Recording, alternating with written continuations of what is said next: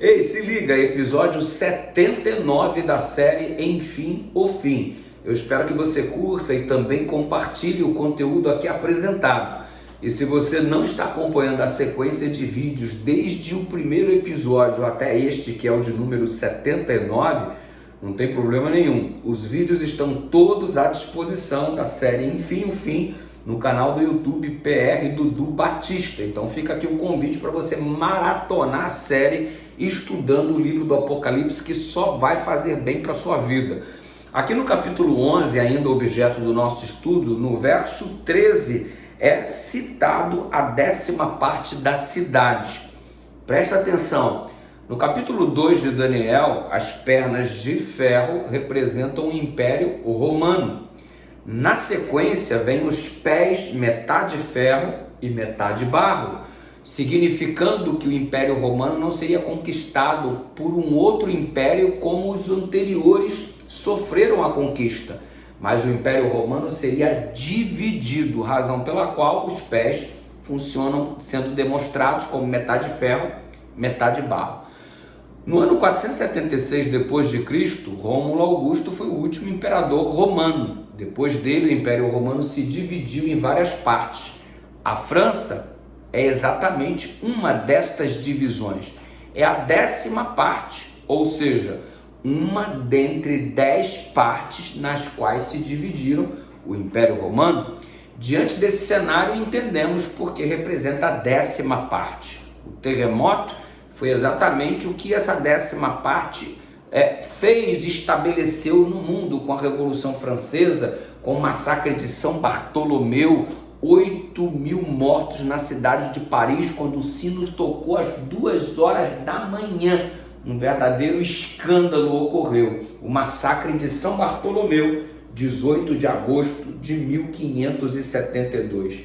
E o que se dizer dos 20 milhões de huguenotes mortos, ou melhor, 2 milhões mortos em perseguição dentre os 20 milhões de habitantes da cidade.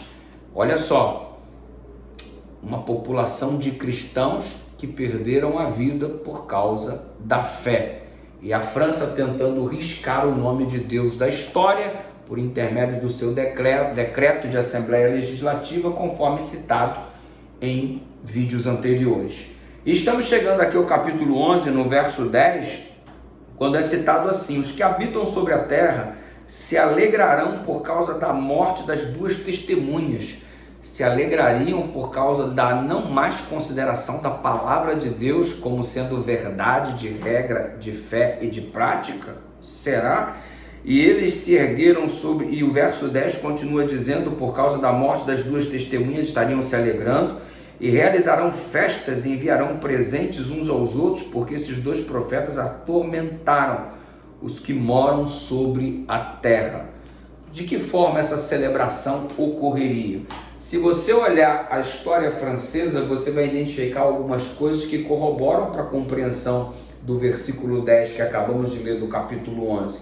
Por exemplo, eles criaram um calendário inteiramente novo, os revolucionários franceses criaram.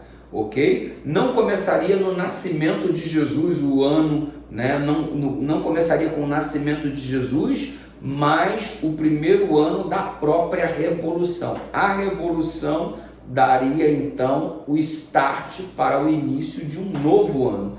O velho calendário achava-se sobrecarregado com aproximadamente 200 dias santificados, reduzindo a quantidade de dias úteis a serem trabalhados assim num número muito inexpressivo.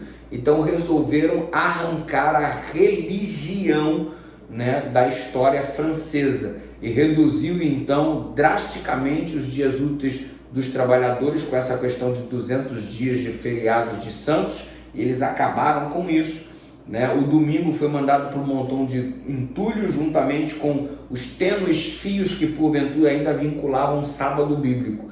Então aboliram tudo, não só o sábado do bíblico, como o domingo que estava sendo guardado também pelos católicos. E a França, contudo, com esse novo calendário que na verdade visava o anticristianismo, a duração da semana foi estabelecida para períodos de 10 dias. E assim, apenas a cada 10 dias foi deixado um feriado dedicado à celebração da República e à nova religião pagã. Que coisa, hein? Os nomes dos meses foram modificados na França, registros históricos comprovam isso, e os meses foram sendo adotados nomes para estes, como nomes franceses para nevoso, chuvoso, ventoso, brumoso. Os nomes dos meses significavam as condições atmosféricas e assim por diante.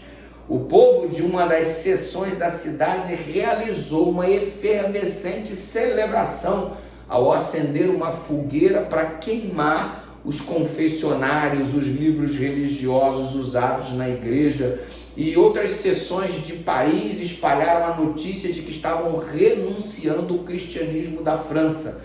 Os bustos de revolucionários martirizados da liberdade e igualdade substituíram as imagens dos santos nas igrejas católicas, e tudo isso então estava prevendo a substituição do cristianismo católico pela religião pagã, se é que pode ser caracterizada assim.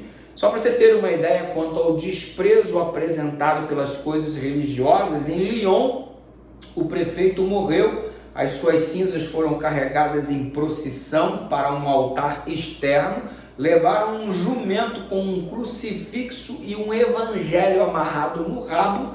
Após a procissão, deram de beber ao jumento no cálice da comunhão. Depois retiraram o crucifixo e o evangelho atados ao rabo do animal e lançaram no fogo tanto o crucifixo como também o evangelho.